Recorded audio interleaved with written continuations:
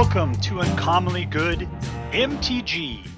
I am your host, the ever-present, the insufferable, the one who likes to talk about himself in the third person like crazy, Dr. Yukon SuckIt. That's right, everyone. I'm back broadcasting from my secret underground headquarters, and I've brought to you a deck today that I brought to you about a month and a half ago. It's a Dr. SuckIt original. I like to refer to it as Buzzing of Gnats. Now, the big deal is that the artwork on the front cover, I just really like it, but it doesn't. I took that guy out of this deck a long time ago. He just didn't really pan out too well. But I like the name of the deck. I like that guy, so they stay with it. This is really mono black control is what we're looking at here, and from a different perspective, okay? So I've had this deck for a while. I play it a lot, and I've tinkered with it. And I think it's better off than it was before. And so, and somebody also recommended in the chat that I go with Invoke Despair. I got to say that really stepped up what this deck was capable of doing. So let's take a look at the cards, and then we'll get to some gameplay and see how well it does. At the low end, we've got Bloodchief's Thirst, which costs 1 mana, and it destroys a target planeswalker or creature with a mana value of 2 or less. If you pay 4 mana, you'll be able to destroy any target creature or planeswalker. So I used to have the Neck Snapper in there, the one that you pay 2, and you could target any creature, and it would destroy it, and then you'd lose 2 life. And I love that card, but the problem is that it doesn't target planeswalkers, and sometimes planeswalkers are a pain, and so this card will help you take care of planeswalkers. Now, ultimately, you have to be able to get 4 mana to be able to take care of most planeswalkers, but this deck doesn't seem to be too bad as far as the mana goes, so I switched out for Bloodchief's Thirst. We got Clawing Torment. Now, we used to have, I think, the Strangler or something, but there's a lot of cards. In fact, I think this guy, whatever he is, same kind of thing. I liked them a lot. It was because it was a curse. You curse something, and then because of it's there, the opponent loses a life and you gain a life. Now, the problem is that it generally always gave them the ability to sacrifice whatever it was on, and I don't want that. I want them to suffer, and I want them to not be able to get rid of it. So that's what Clawing Torment does, is that you can enchant artifact or creature, and then that's it. It just sits there. It can't block. It gets -1. And at the beginning of your upkeep, you lose 1 life. Now, the deal is that just recently I played this on an artifact. That was even better. Because when it's creatures, a lot of times they'll just, block with it, or they'll choose to destroy it, whatever the deal is. But on an artifact, you have a really hard time getting rid of that artifact. There's not a whole lot of sacrifice in artifact. Now, I do have a lot of things in my deck that tells them that they have to sacrifice a non-land permanent, so they can get rid of it at that point. But, oh man, putting it on artifact is pretty cool. All right, so we got the Eyetwitch, which I realized today is just a baby Eye Tyrant. They're both Cyclopses. They both love to hang out in caves. This is the juvenile form, who can, flitter around before he gets his eye stalks. Anyways, this guy is black ramp for you. You see, you get him out there, he flies, he can block, and if he does die, and when he does die, you go to your sideboard, in which case you can start getting your lessons out. Environmental Sciences, you get some lands, sacrifice a creature to be able to exile target creature or planeswalker. Inkling Summoning, which just lets you put out another creature in case you need something like that. And lastly, Mascot Exhibition, which for 7 you get 3 tokens of various powers and types. So that's what our pal the Eyetwitch does. We get into the Shambling Ghast, which is, it's a 1/1 for 1. When she dies, you can you could do -1/-1 onto an opponent's creature until the end of the turn, which might kill it or make it really weak, whatever you feel like. Or you can just create a treasure token, one of those two. So usually if you can kill a creature, you kill a creature. Otherwise, you create a treasure token. In this deck, I tend to find that having her die, getting that treasure token, helps ramp you up into the things you're looking to do.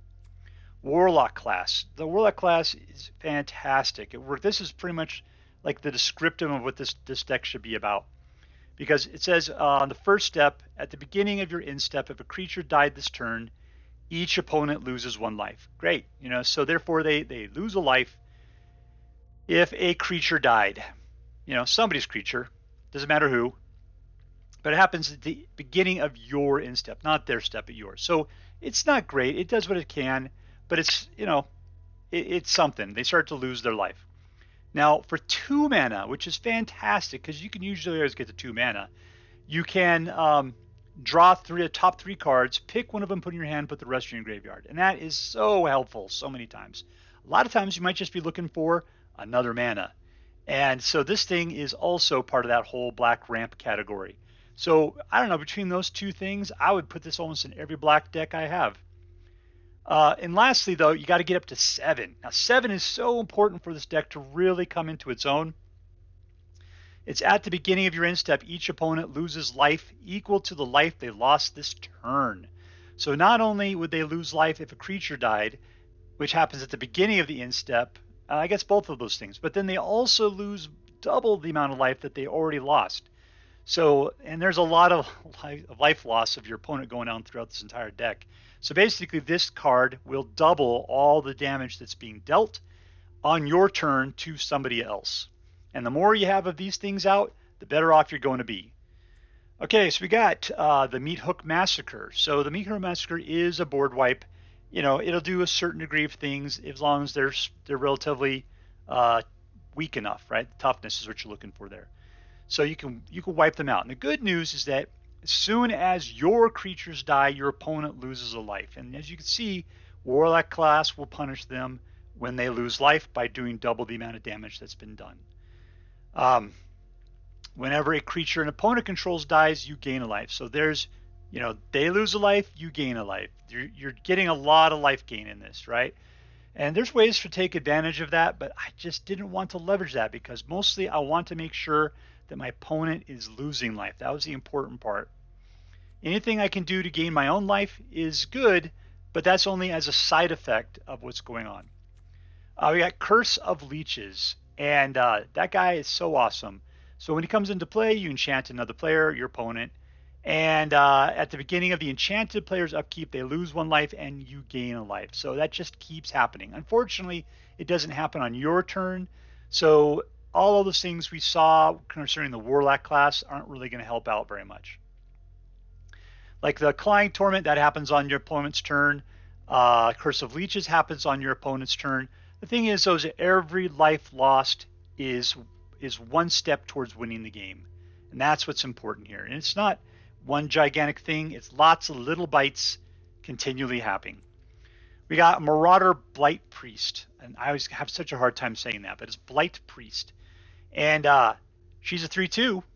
And let me go back to Curse of Leeches. Is that this is a creature. It transforms into a creature. And then it has lifelink, and it's a 4/4. Fantastic, right? The problem is that I usually don't want it to turn into a creature because then it stops doing the whole lose a life, gain a life. It only just has lifelink, which is 4 rather than 1. But still, you got to attack. It can be destroyed through creature-y means. There's lots of bad things that can happen to creatures. So I would prefer if it stay Curse of Leeches. If anything, maybe we should put the what's that thing's called? The artifact that changes it from night to day, just to keep our Curse of Leeches in line. Because man, I hate it when he turns into a leech horror. Sometimes it's really, really great, but if I had the ability to control it and turn him into to keep him from hulking out, I would love that. So maybe that's something to think about in the future. But anyways, the Marauding Blight-Priest, her big problem is that she is a creature. I want her to be like an enchantment or something. Because it's, whenever you gain life, which I do a bunch in this deck, the opponent loses a life. So that means all of these, they lose a life, I gain a life, it's going to double the stuff that's going on. So like they lose a life, so therefore I gain a life, so therefore they lose another life. So she's not, she's not something that is that's necessary for the deck to win. It's just that while she is out, she will make you win twice as fast. She will double all of that's going on. So we got a doubler right there. We got the doubler from the Warlock class. I mean, so that's just so much life being lost if we can keep our dudes out. But yeah, she's a creature, so she's an easy target, and she will be taken out. Dogged Pursuit. This is just it. You know, it's just it costs 4. It's an enchantment, and at the beginning of your end step, each opponent loses 1 life and you gain a life. So between Curse of Leeches and Dogged Pursuit, these are the things that just keep your engine going. It's, you know, this one happens at the beginning of your end step, bam. Then this one goes off, bam. And then this one goes off, bam, bam, bam, bam, bam. And so it's just a tremendous amount of that going on. And then on their next turn, then they lose another life. But of course, when we don't really multiply that except for when this happens. So when she's out, she'll help multiply that. She'll help multiply that. We've got Tergrid, God of Fright. I don't care. I don't care about Tergrid at all. I mean, I suppose if I was just desperate to do creature damage, maybe, right? Mostly I want her for Tergrid's Lantern. It's an artifact. People just aren't going after artifacts or enchantments like they used to because we're out of Kamigawa, right? You don't need to. So the deal is that you got that artifact and you can ping them. You're just like, okay, lose 3 life. And then, of course, when they lose 3 life, then the Warlock, I guess, yeah, on your turn, then the Warlock class will double all of that kind of situation. But anyways, unless they sacrifice a land, or no, they sacrifice a non-land permanent or discard a card. So it's all bad on their side, and it does nothing but help you out in one way or the other. And yeah, if you have 4 more mana, then you can untap it and do the same thing over again. And so after a while, you know, you just got your guys out there. It's like an investment, like a 401k. You know, you're just reaping the annuities that you've invested up until this point.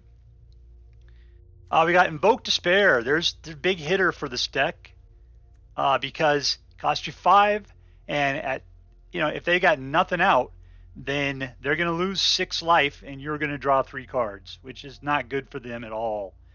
And 6 life, especially if you have Warlock class pumped up to 7, means 12 life at least that they're going to be losing. So if it gets late enough in the game, you got Warlock class pumped up by, you know, to its 3rd ability, level 3 ability there, then Invoke Despair usually is a game ender right there. Anyways, otherwise they're losing a creature, they're losing a planeswalker, they're losing an enchantment. You know, those are all things, that's just tempo at that point. You're slowing the game down to give the rest of your deck the ability to just gain you more life and lose life for them. Blood on the Snow, actual board wipe. It destroys all creatures or all planeswalkers. You get to choose one of those things. So this allows us also to take out planeswalkers. It costs 6. But then when it's done, you get to return a creature or planeswalker with a mana value of X or less from your graveyard to the battlefield, right? So, and, you know, if we have lots and lots of snow, which we got lots and lots of snow, hopefully then we'd be able to bring back maybe Tergrid. I think we got to bring her back as a creature at that point. But she's a 4/5 with Menace, you know, that's all good. Otherwise, we bring him back Marauding Blight-Priest. Yeah, that's how I'd actually probably prefer more, because her doubling ability is really going to make your deck really sing. You know, if you in a pinch either of these two, but they're just there to ramp, you know. If you got the 6 mana, then you really want the Marauding Blight-Priest to come back. Over in the land, we've got Hive of the Eye Tyrant. So if you're desperate for just causing more damage when you can, or getting rid of something in somebody's graveyard, which is usually what you're trying to do, then Hive of the Eye Tyrant is your go-to guy. You might even want to sacrifice him, run him against a wall, or just right into the spikes, just so that you can go ahead and exile something out of somebody's graveyard. It's worth it a lot of times. 19 swamps and 1 Takenuma Abandoned Mire. I originally had 4 in here, but then I got to this weird situation where I had like 3 in my hand at one time. And you know what? It's a legendary land. You can't play that multiple times. So I was stuck with the lands in my hand like an idiot. So I said, nope, we're going to put just 1 in there, because if you happen to have plenty of other lands, otherwise you can choose to discard this card, mill 3 cards, and then return a creature or planeswalker from your graveyard to your hand, which means you can go get a Blight-Priest again, which is probably what you want to grab. Or you could go get Tergrid, and then that way you can cast the Lantern if you needed to. It just depends what you have out and what's available and what's in the graveyard. But this can help you cycle through your graveyard a little bit to go get the things that you need to get to keep things going. So this isn't a fast deck, and you can afford to lose life at first, and just you need to get your your life pump started by like turn 4 at least. So anyways, that's the way this deck goes. Let's take it out on the track and try it out. Subscribe. Alright, we're playing against Arkoi. We've got 3 mana, looking good. Nice set of things in the hand. We'll stick with it. Opponent gets to go first. Keep. Alright, there is our Eye Tyrant. Leading right into a Shambling Ghast.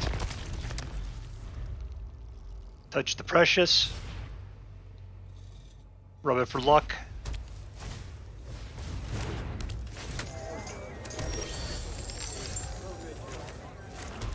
Alright, I'm going to put out the Warlock Class.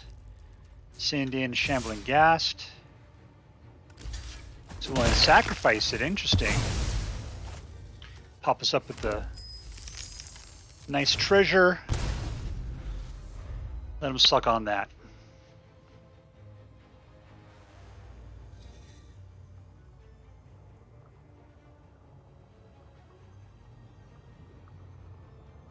Okay, so right now I'm just thinking I'll ramp up into 5 using the treasure for the Invoke Despair.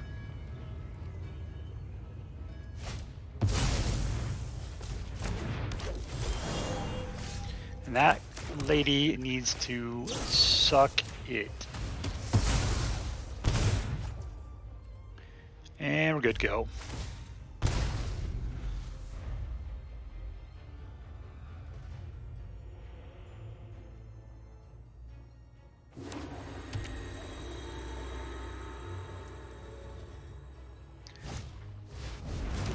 Alright, and I can do an artifact, not an enchantment though, that kind of sucks. Alright, here's 5 mana, let's invoke some despair. You're gonna love that. Auto pay! 1 creature, 1 enchantment, no planeswalker.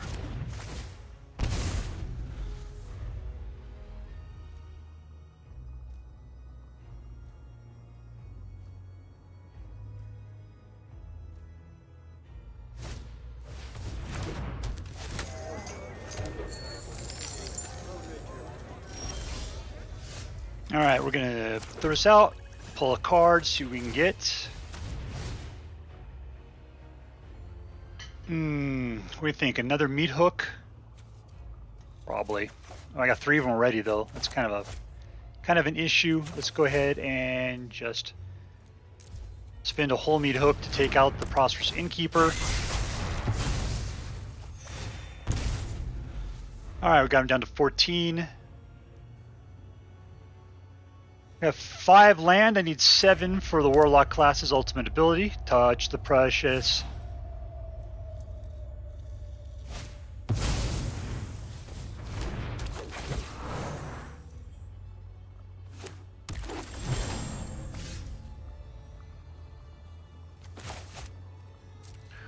One, two, three.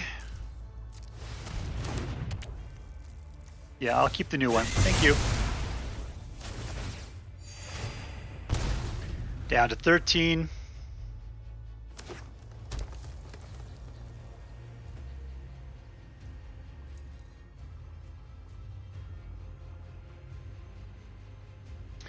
I would like to get some more mana. I would appreciate that. If you could give it to me, Shuffler. That's not mana. But we'll start up with Curse of Leeches. And from there we are done.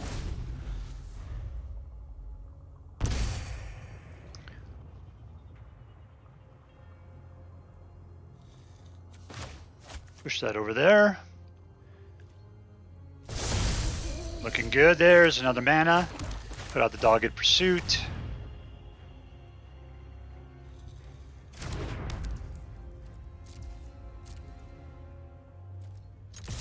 Attack for 4. Nope, doesn't take out Planeswalkers. Not much I can do about that.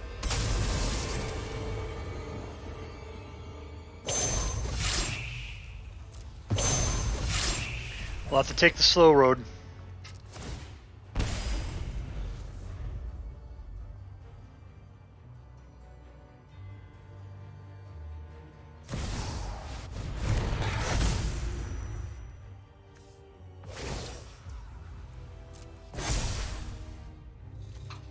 So that guy does a lot.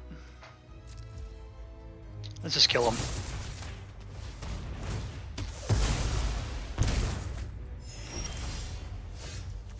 Let's see, do I finally got 7? I think we do.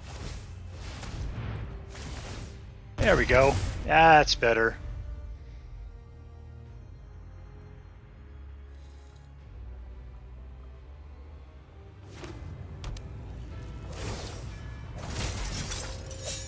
I think someone needs to be tormented.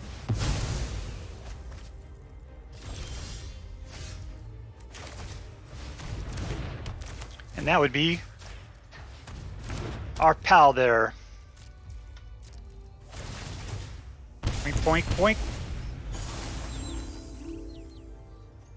Boink.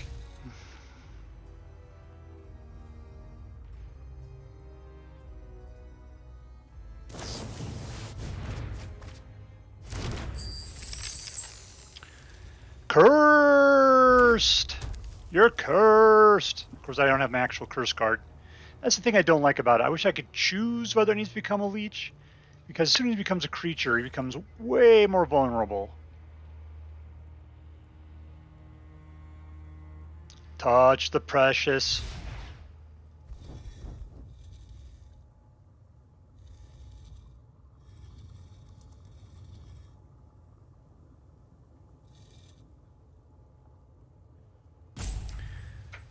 Let's go, Joe.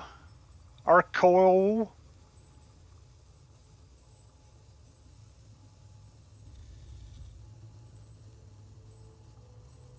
Can you imagine if you got multiple meat hooks out at the same time? That'd be so cool.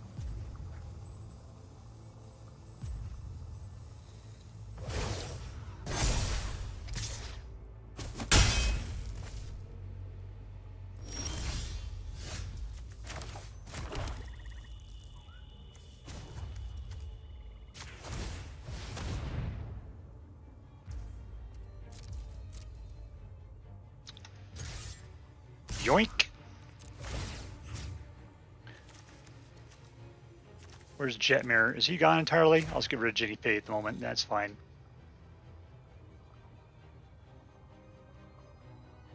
Look, you're dead. There's not. You can't block me. Oh, you can. Wandering Emperor. Gaining 2 life out of the deal as well. Good for you. You better not win the game because of this.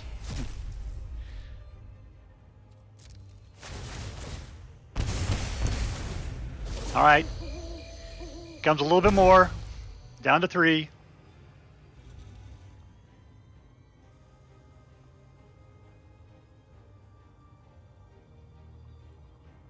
Like, I would have just sat there and passed the turn. I think I would have won maybe last turn. Now, because that would have only been 4 plus another 1. Maybe it would have been enough to kill him. I don't know. I'd have to do math. Math is hard. I was trying to play paper magic the other day. Oh, that sucked. Having to keep track of all the stuff in your brain. There's a lot of sloppiness when you're playing with your pals. Touch the precious.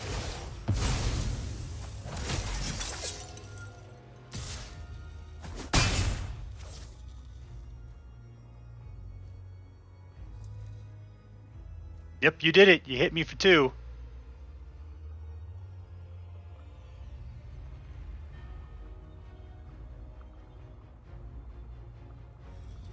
I tell you, I mean, basically you got 4 mana to get rid of Warlock Class or one of my Dogged Pursuits, and that'll let you live for another turn. Maybe. You killed your own dude! You killed your own guy!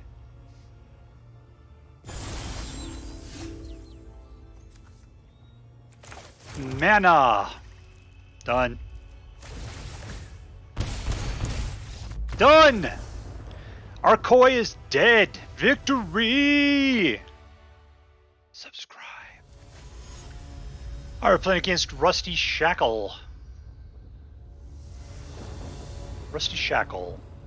Alright, 3 mana, looking good. Let's keep it. I see a Shambling Ghast coming up.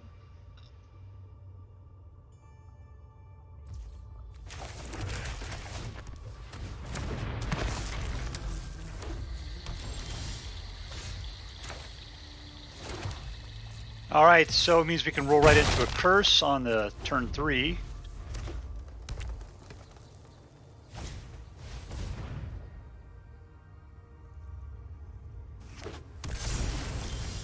That's a 2/2. Yeah, let's go ahead. Let's hold back, no attacks.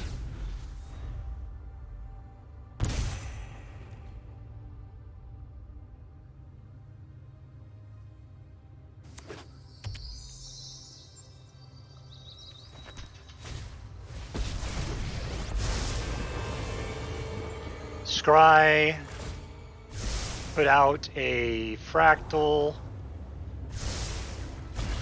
that they have to pay for. I'm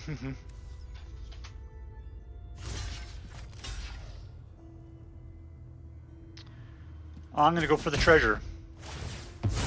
That Invoke Despair has burned a hole in my pocket. Invoking a Despair. Auto pay.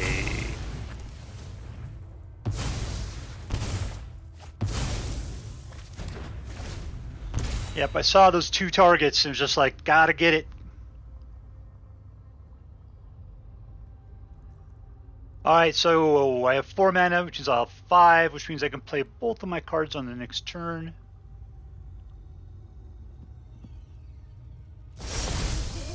I don't like it when he becomes a creature.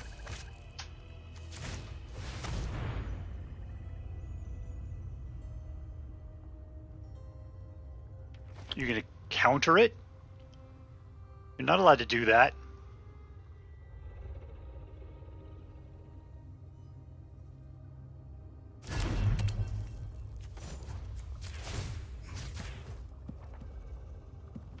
Time for a little lobotomy.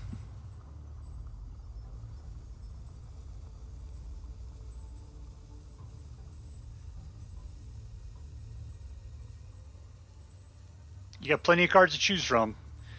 Just pick the one you like least.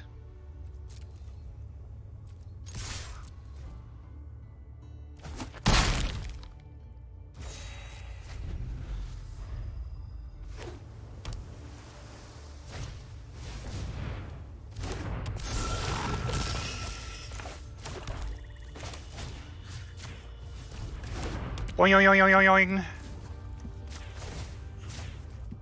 And looks like we'll have the ability to shove another. Yeah, okay, there you go.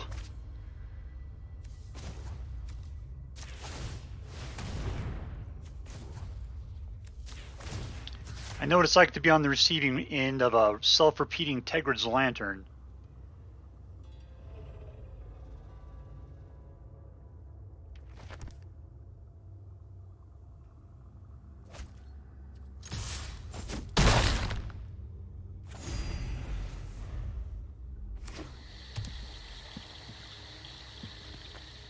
And we're done.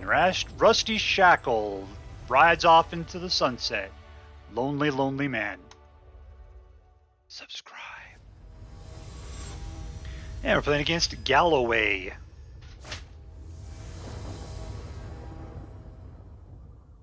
And we've got 3 mana, bunch of control. Well, 2. Let's keep it.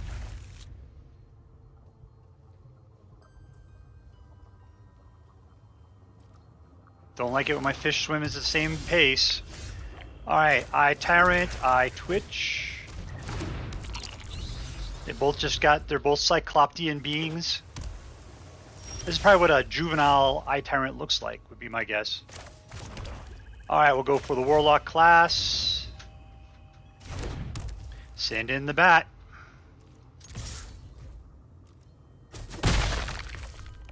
And we're done.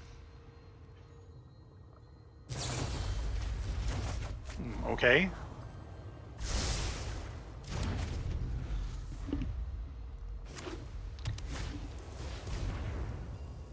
What are you gonna choose there? Oh no! Not the Eyetwitch! Oh no! What I really would like would be another piece of mana, and there it is. Let's just grab it. What do I get for this one? I lose through it and draw. Then you get a draw card. Let's just... What is this thing going on at 2? 2.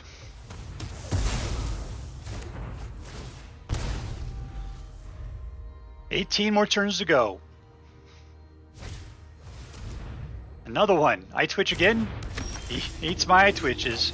You should have picked Dogged Pursuit, my friend.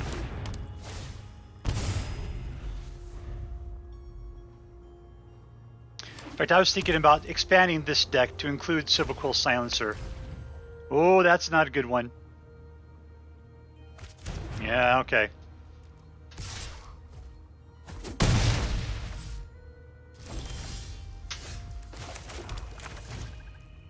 One, two. Alright, we're up to 5 mana. I got 6th in hand, 7.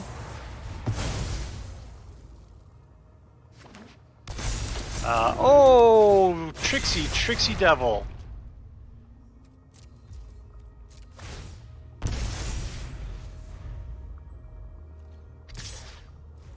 Sometimes you play Meathook Massacre, you should just swing for the fences.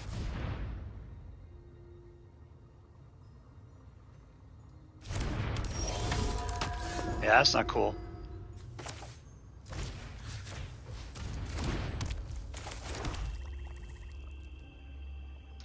Yeah, I'm gonna go for it. I don't care.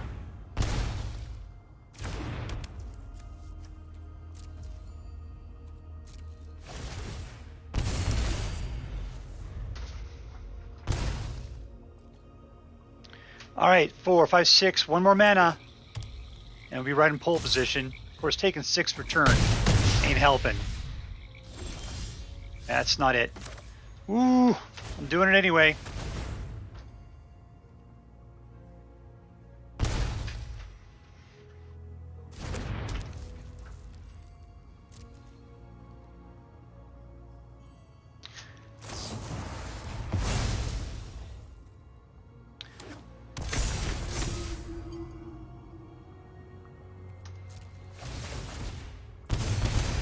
Okay, I'm still above what he can handle.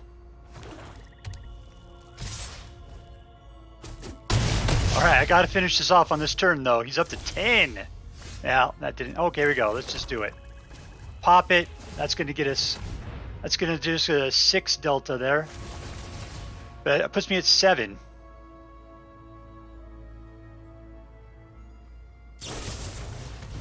Oh, the humanity! Oh, so close, so close.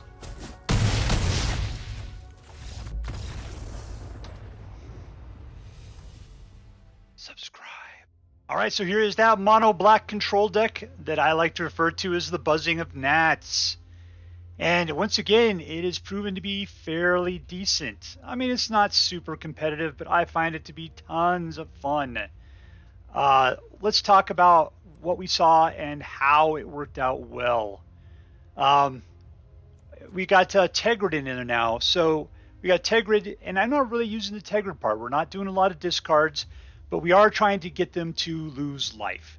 And so we're pinging them once or twice, maybe even 3 times per turn with Tergrid's Lantern for as much as we can. Because either they're going to lose 3 life, or they're going to be discarding cards, or they're going to be sacrificing non-land permanents. Non-land permanents means they got one last thing coming at your throat. Discarding a card means one less thing that they can do to you, and 3 life is what we're really after there. And a lot of times if they got good stuff, they're going to just go ahead and let that life go. And that's exactly what you want, because the rest of this deck is just chipping at them one at a time. Dogged Pursuit, they lose 1, you gain life. Curse of Leeches, they lose 1, you gain life. Marauding Blight-Priest, whenever you lose life, they lose. Whenever you gain life, they lose life. What else we got here? We got the Warlock Class, which if you get up to 7 at the beginning of your end step, each opponent loses life equal to the life they lost this turn, doubling all of the stuff that's happening to them. These 2 guys, Eyetwitch and Shambling Ghast, they're just in there for black ramp, really. If we had better things we could do at the small end range, I would recommend maybe swapping them out, but I'm not seeing it right yet. These guys are black ramp, and they help out a lot. The good thing is because you get that treasure, which helps you get into Invoke Despair territory. Maybe get you that 4th mana down so you can get Tergrid's Lantern out in place. Clawing Torment. See, I used to use that Strangler guy, whatever it was. The problem was is that it always says you can take the damage or you can sacrifice a non-land permanent. So they would always just choose to do it. They just go like, I'm not letting this guy screw me over, so I'm just going to go ahead and do it. Clawing Torment, though, look at that. They don't have any choice. They just have to take the damage. And it gets -1, -1, and it can't block. So Clawing Torment is by far the better card for, for screwing somebody over and putting it out. Now, as soon as you start forcing them to sacrifice non-land permanents, this is, the card that has Clawing Torment in it is the thing that's going. And in a pinch, you could use this to wipe out Asp, like the Luminarch Aspirant or whatever, anything that has 1 for toughness. So, yeah, there you go. So anyways, I love this deck, and I love the way that it just picks at people. The Meathook Massacre, I mean, it can wipe the board, but mostly it's about those other abilities there. Whenever one of your creatures dies, the opponent loses a life. And you don't have that many creatures. What do we got? We've got 4 and 8. Tergrid can be a creature potentially. If they start killing Hive of the Eye Tyrant, if you start swimming out with that, yeah, all of that goes on. This right here is a recent addition that allows you to go fetch back your Tergrids potentially. So yeah, I think this is a much better version than what I had before.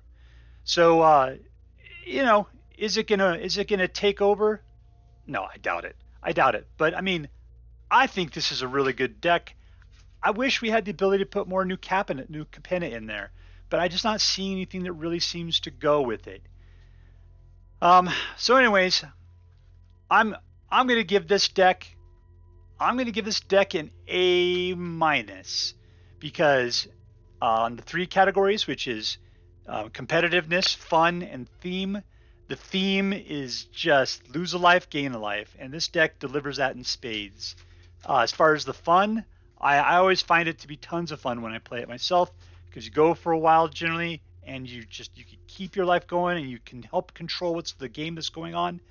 It's all pretty decent that way. A lot of times they can overwhelm you, but that's just what happens. Every deck has this thing against it. And then lastly, competitiveness, which, like I said, it's not. I think that when it comes to winning, this thing's closer to like 50%, something like that. So it's not an A tier type of situation. I mean, as far as like that, but like I say, for just you playing it on a regular basis, I think this is a fun deck that's decent to play with. So that's where it's getting its A- from. So anyways, I hope you have as much fun with it as I do. In the words of the Daily Dose of Internet, that's the end of this video. I really hope you enjoyed, and I'll see you guys very, very soon. Later.